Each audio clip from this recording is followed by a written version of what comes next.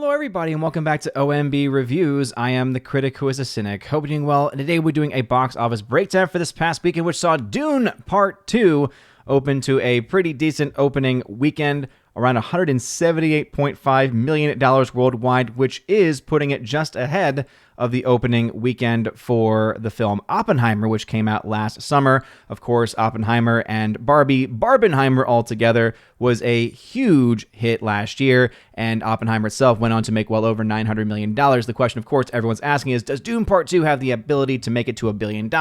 How much money are we expecting from this film? And based on the numbers that we have right now, I would say, okay, it seems like $600 million is within the realm of possibility on kind of a lower end scale, and maybe a peak of around $800 to $850 million, and explain a little bit about why I think that, and what are some of the metrics, what are some of the factors leading me to think that that is probably what's going to happen with this film. But I do have to point out right away that Nancy, good old Nance over on Deadline, has probably one of the worst, or at least the least self-aware title of all time. Dune Part 2 rides the sandworm to $178.5 million. If you're just listening to that, yes, that is her title, Rides Sandworm 2.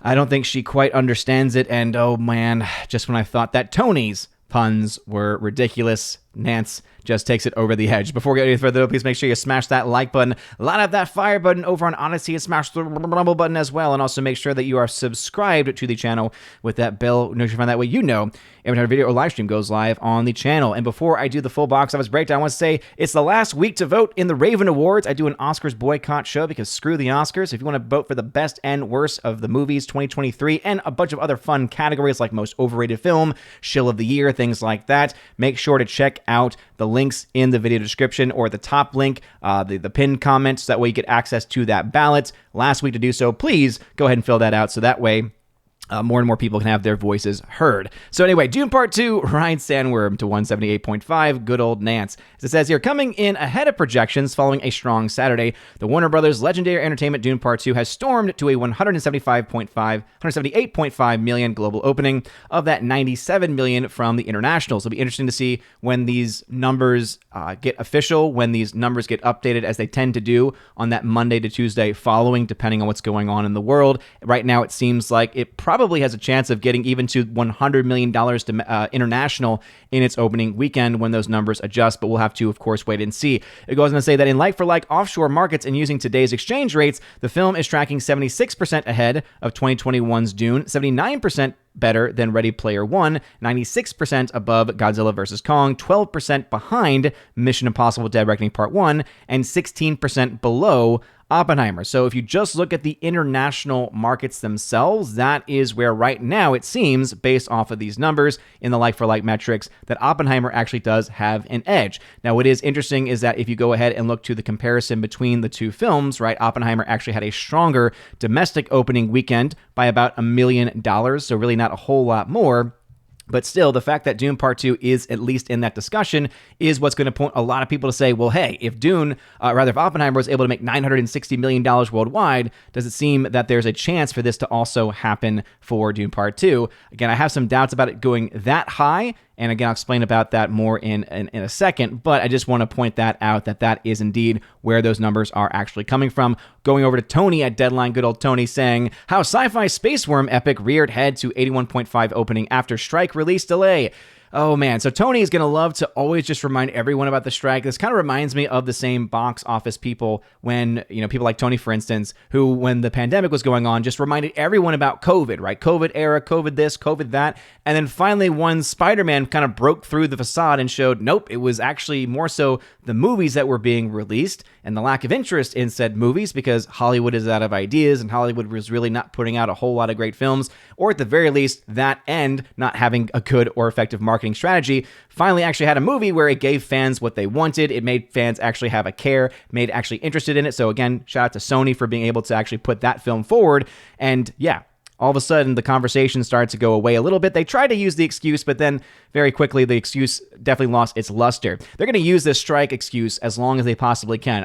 I've been calling out from day one because I think that ultimately we can talk about the delays specifically. I think that's the only legitimate thing because, obviously it did lead to delays. But the problem is that, of course, people like Tony think that because there's no premieres and because there's no, actors that are running the circuit, that's why people aren't going to see movies. And that's just to say, or ultimately that's just to believe that they have any impact on box office whatsoever these days. And as we know, movie stars don't make box office. You want a great example of that? The Rock. Look at any film that he has been in and look at how little money a lot of those films have made, even though he has a massive social media following. Social media followings and general popularity does not actually equate to box office sales. Hopefully, Tony can figure that out at some point. It says, with a near social media draw of 600 million boosted by Zendaya, and again, this is his nonsense. Oh my goodness. It says, it pays to wait.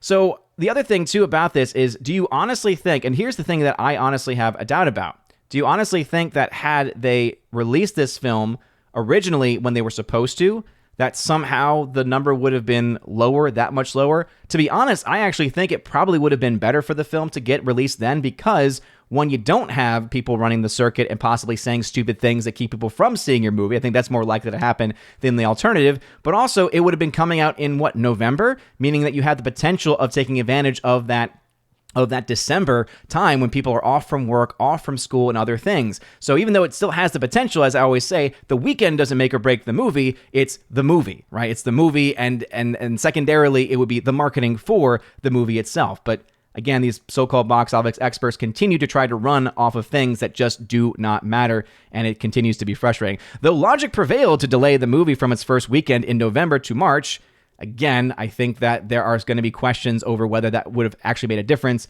I use the example of Hunger Games. That film came out a week after the strikes ended, meaning that you had actors allowed to actually do promotion, and it made no difference. In a week's time, there was zero difference in the opening weekend based off of the early projections. And in fact, some could argue it made less than what it was initially anticipated to be. So again, that whole logic has been thrown out the window. It says, and nail-biting to say, at least for those involved, changing release dates can be expensive. That's a start and stop for a campaign, which we hear is around $100 million global spend, split akin to the production cost share between. So $100 million global spend, so that means that $190 million production budget, $290 million, maybe roughly $300 million was what was spent on the film to actually get it out, to produce the film and to market the film. That means its break-even point's actually a lot higher. Now, I will say this much. When talking about break-even points with a movie like this, remember that Legendary is taking the bulk of the spend on this film when it comes to the production side of things, whereas you do have some money being given by Warner Brothers, but you also have Legendary paying Warner Brothers as there's licensing fees that a distributor has, Warner Brothers being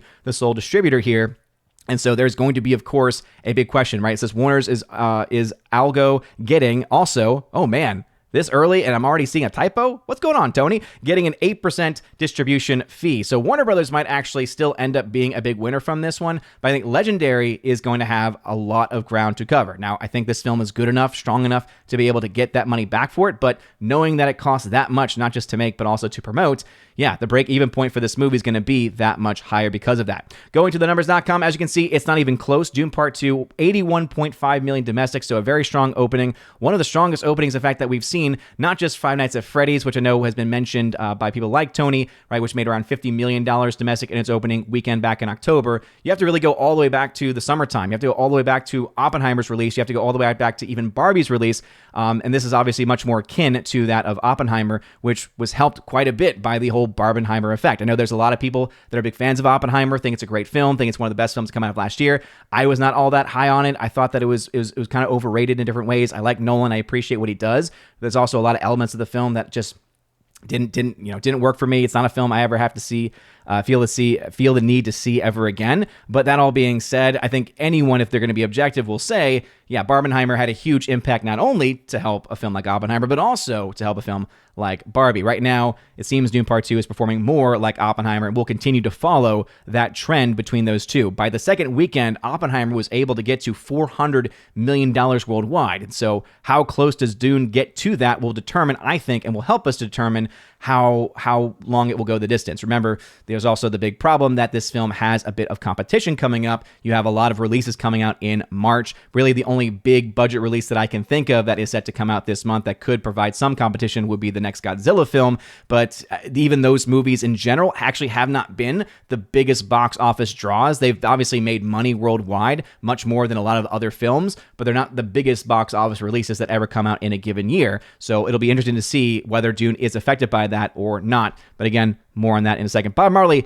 One Love, after 3 weeks, is actually still hanging out in the top two. $7.4 million, dropping only 45%. So this film is still holding quite well. So Bob Marley definitely marching its way towards making a little bit of profit, it seems. Ordinary Angels dropping 38% in the second week. That's a pretty strong hold there, but it also did not have the biggest opening weekend. Right now, it seems based off of the budget estimates for this movie, it may not be able to make its money back. However, it's not going to be the biggest losses because of the way that typically Angel Studios makes its films. Not to mention, of course, there's questions now, as we mentioned before, with Warner Brothers and Legendary when it comes to Dune. There are certain licensing fees that can come out of these different distribution deals. So how much does Lionsgate get from Angel Studios is, I think, a question mark also. So it could actually end up being a bigger cost for them, not making a whole lot of money. It's a good gamble because obviously Angel Studios has been able to do quite amazing things, especially with last year's Sound of Freedom. But as I mentioned, with all the subsequent releases, none of them have been able to really match it. I think Cabrini is going to be the next film. I really do. It's the same director as Sound of Freedom. I think it's a little bit more polished. It's a film that I actually have early access to, and I can't wait to actually watch it to be able to put a review out for it because it's one of my most anticipated films. But because it's coming out as it is on International Women's Day, and it's a film about a religious sister, I think that is going to draw a lot of the Christian crowds, especially the Catholic crowds. And just keep in mind how powerful that Christian, especially Catholic demographic can be. Catholic demographics typically are not motivated all that much. It really takes a film like, for instance, A Father's Stew, where it actually did probably a lot better than it should have. But the ultimate experience, the ultimate example, of course, is the Passion of the Christ. And so I think that this film, obviously not necessarily doing the same levels as that, but I think that it will probably do better in the long run versus a film maybe like Ordinary Angels, for instance. All right, Madam Web still in number 4 spot. So, hey, the Sony film is hanging around, and actually worldwide, it's in around $90 million. And so there is a chance now. Madam Web, which was being written off as not having any chance to reach $100 million, or having a very small chance to make $100 million, right now is in a position where it might be able to actually make that back. Again, not make money back because it's a financial loss there and there's no way around that, but it could actually reach $100 million worldwide. Big question is going to be, how does it hold? And with more and more films coming out every week, it seems,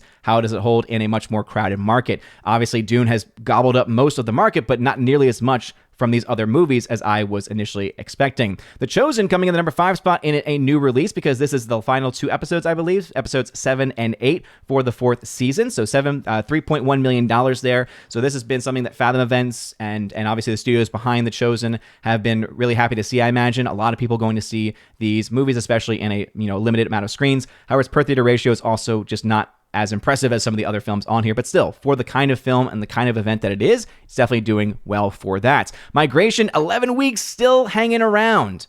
It's just kind of insane to think about, right? Migration in more screens than Wonka, even though Wonka obviously has made a lot more, meaning there's a lot less audience left because most people that would have been going to see it or would have been interested in seeing it have already now seen it. So I think that's why you're seeing that discrepancy there, whereas Migration has actually held quite a bit longer than, anyone would have thought. 13% hold there, $123.4 million domestically. So very, very strong there, still hanging out in the top 10. Demon Slayer dropping 82%. So that's pretty normal, I feel for an anime film where it's an adaptation, this time from Crunchyroll, just because of the fact that anyone who's interested in it's going to see it opening night, opening weekend, and then the general moviegoers are probably not going to have as much interest in that versus some other releases. Wonka still in the top 10 at number 8 spot, dropping only 29%. Argyle dropping 49%. Again, still not looking great for that film. And then The Beekeeper from Amazon dropping 43%. Still in the same number of theaters, now at $517 per screen.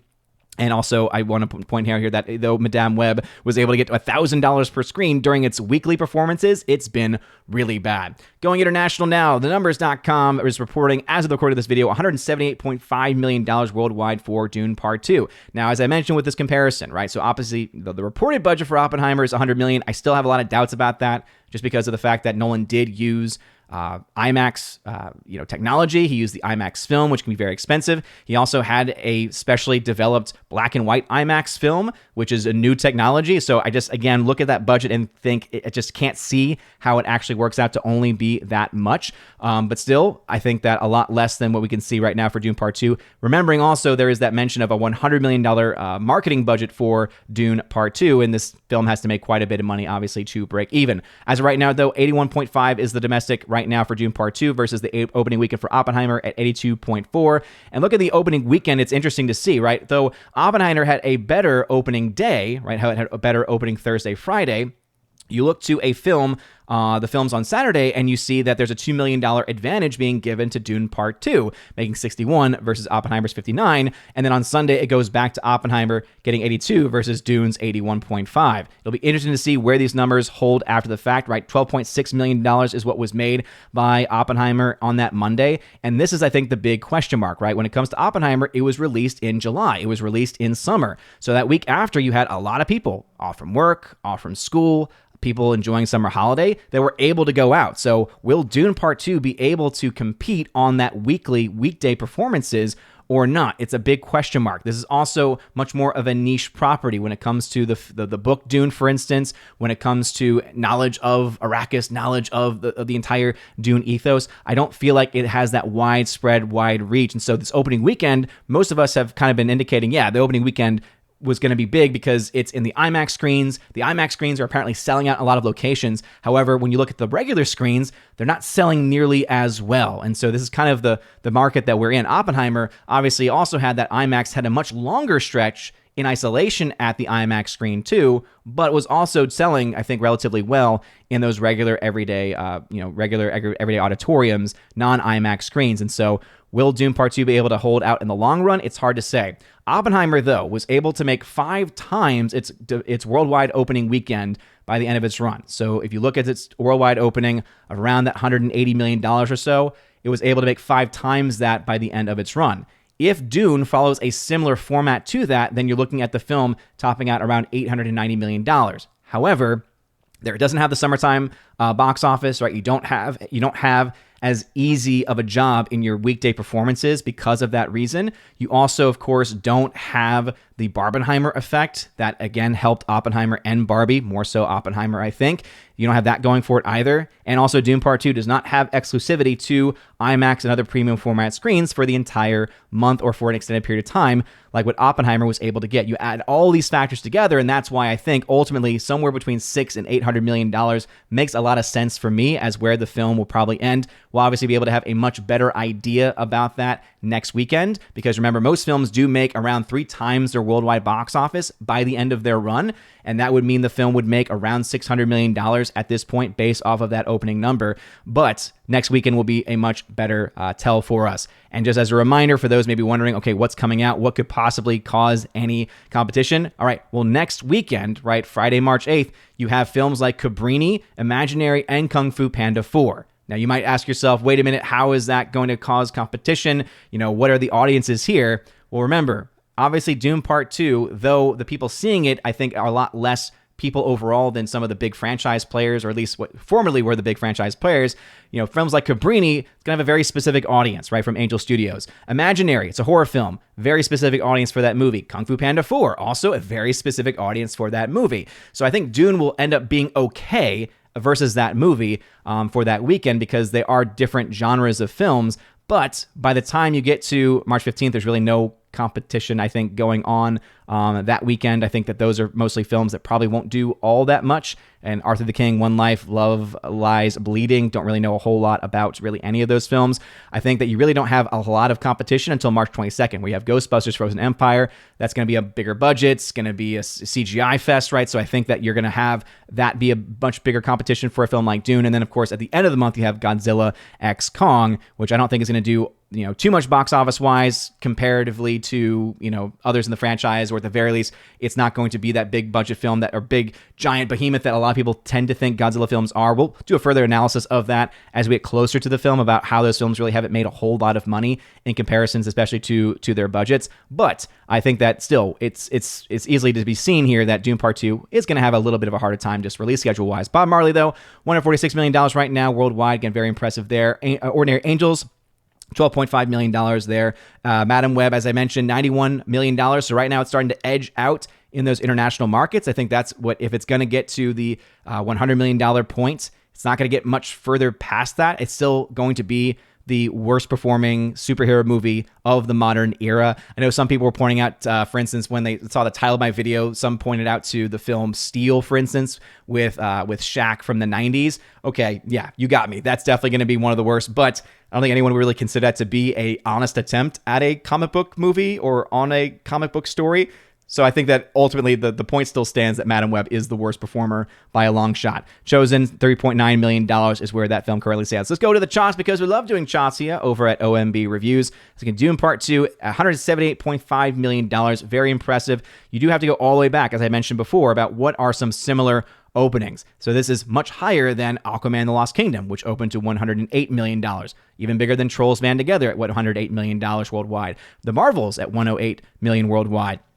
Higher than Five Nights at Freddy's, going back to October, $130 million. Higher than the Taylor Swift movie, which again, Taylor Swift was impressive in its own right just because of where it was open, where it was available. The Meg 2, $142 million worldwide. It's able to beat that film. And then it finally loses to Barbie's behemoth opening weekend of $344 million worldwide. And as you can see, this is where it beats Oppenheimer. Oppenheimer opened to around 174 worldwide. And again, if any of these numbers are not exact, it's because a lot of these numbers are the estimated opening weekends. And sometimes I'm able to get those numbers updated in time if there is an adjustment. But as you know, once my work week starts, I'm all focused on work at that point with my full-time job. And so I'm not able to come back and constantly update these charts, but they're still always relatively close. Maybe a few $1 million here or there is the adjustment you see. But Dune doing very well. I was thinking if it got to $200 million worldwide, it would be making a much stronger statement than initially anticipated, but still 178.5 is still really good. And I don't want to take anything away from that. But $190 million production budget, typically the break even would be $475, but with that much higher budget, you obviously have to take into account the fact that this film probably needs to get closer to 500 to maybe 600 plus million just to break even. And we'll do that full breakdown of my RCC method, my random crazy charting method, because since a lot of the money for this film will be coming probably internationally, it's got to make a lot more domestically, or at least it's got to have a strong showing domestically to be able to make up for the losses there, because they get so little return when you think about those international numbers. And I believe this film I think it is getting an international release in China, of which they get pennies on the dollar, which is just, again, atrocious. But based off of this right now, we can, of course, estimate that the current loss of this movie is $177 million. But I mean, again, opening weekend right now for it to be where it is, it's a very strong start. Right now, it's 0.9 times its budget. So 2.5 to 3 is usually the break-even point. But again, we'll be following that and do a much closer analysis, especially since this will be a much heavier international take, and that does change that number a little bit. Ordinary Angels, right now, the number is not updating here, but I did put it in manually. So right now, I'm projecting the film will make somewhere between $17 and $25 million based off of historical standards. The film reportedly cost $12.5 million, which means it's going to lose somewhere between $7 and $3 million. So not the worst in the world. But as I said, because they are working with Lionsgate, how much did Lionsgate charge? How much does that then impact their bottom line? Overall, I think they'll probably be fine in the long run because they get so much support as an independent production company in Angel Studios. They obviously made a lot of profits too from the film Sound of Freedom, and so any small losses like this won't really be won't be a big deal for them. But I did want to point it out nonetheless. Still no reported budget for Drive Away Dolls, which didn't mention it before because it's already dropped out of the top 10. And right now we're projecting the film will make a max of $9 million. Good job there. From one of the Coen brothers. And yeah, it's just not looking good. Even if the film had a small budget, it's still going to end up being a loss. Madam Web, still at $95 million in the red, 0.9 times its budget. Again, as I said, break even is not a possibility for this movie, but $91 million? All right, only 9 away to get to $100 million. It does have some competition as well down the line, especially with more films and more categories and more genres coming out March 8th. But does it have enough in the tank? It's a question mark. I think if you're at $91 million, you've only been out for a few weeks, I think the chance is higher than not that you get to $100 million at this point. but it is definitely a question mark nonetheless. Bob Marley, $146 million worldwide right now, still only $17 million in the red, but hopefully you can see why I do think this film has a chance of being able to maybe make a little bit of profit, since it has been holding its own, staying in those top 2 positions now for a few weeks, and I think that ultimately it will be able to do that. And hey, kudos to them, because I don't think anyone would have thought the film would have made any money initially, because of just the fact that it didn't really get a whole lot of attention from a lot of people. Lisa Frankenstein is a film that just, again, has already been done. Didn't cost a whole lot, though, so it's going to be minor losses, but still losses nonetheless. Argylle, still a $244 million loss. Oh, man. So many things that could be said about Argylle. This is just, not a film doing well. And again, I know that Argylle doesn't have, the losses we're talking here are more so because of Apple spending $200 million to get the rights to the film. So, hey, that's their money. They can do with it what they want. Obviously, a lot of people think about them as being this billion-trillion-dollar corporation. Still, when you're losing hundreds of millions of dollars, that's never a good thing. And then all the other films have pretty much been out long enough now where we really can't say much more about it. I know some people have been kind of harping about the Beekeepers numbers, because the numbers.com seems to be behind in this specific film, at least, not having the most up-to-date international numbers. I don't know exactly what's going on with that in the reporting, but as I mentioned previously, it is, no matter what that number is, it is still a small profited movie. So, hey, kudos to them for breaking even, for making profits, but it's not a huge budget film. That being said, this is also one of these movies coming from Amazon, and so for them, I think just it making any money to justify its existence is a good thing. But we also, as of the recording of this video, still do not have a official budget. In fact, let me go ahead and just do that one more time, because maybe they have finally announced the budget officially in a non-sketchy way. Let me see what the sources are for this $40 million. And it is still that same IndieWire article, which again is saying $40 million in the same breath as another film, Mean Girls. So it's still not known. Still, decent movie. Movie was fun. Movie was rad, but not the biggest box office in the world, if that number actually holds out to be true. But what are y'all's thoughts? Have you seen Dune Part 2? Obviously, I have my own issues with the movie, especially with the changes they made to some of the characters in the film. I'm someone that I enjoyed the book quite a bit, and one of the changes I especially was, it just really soured the overall experience, and now I can kind of connect with people who hate adaptations of their favorite books because of some of the things that happened and the way that they happened. But what do you think about Dune Part 2? Do you think it's going to make a lot of money? Or where do you think, or what are your thoughts on any of the other films that we talked about? Do you think any of them are going to be able to, show any bit of potentiality? Do you think that Madam Web is going to be able to cross $100 million? Do you think that Dune Part 2 is going to be able to beat out Oppenheimer? Right now, I think that's going to have a pretty sharp week 2 drop, not just because of competition, but because I think it's going to just be very heavily front-loaded because of just the nature of the fans and just because of the nature of the property. But let me know your thoughts about that and anything else I mentioned in the comment section down below. If you like this video, smash that like button, loud out that fire button, obviously smash the rumble button as well. And also, again, make sure that you subscribe to the channel. It really does help a lot. Share this video out as well. That also helps out too. And vote in the Ravens. Last week, last chance to vote in the Ravens. Check out the top pinned comment to get the ballot link. And you do not need to have a Gmail account to be able to fill out your ballot, so don't worry about that when you see that is a Google form. Again, I don't collect that information, so please fill it out. Anyway, you guys are all amazing and beautiful people. Have a wonderful rest of your day, a blessed third Sunday of Lent, and as always, God bless.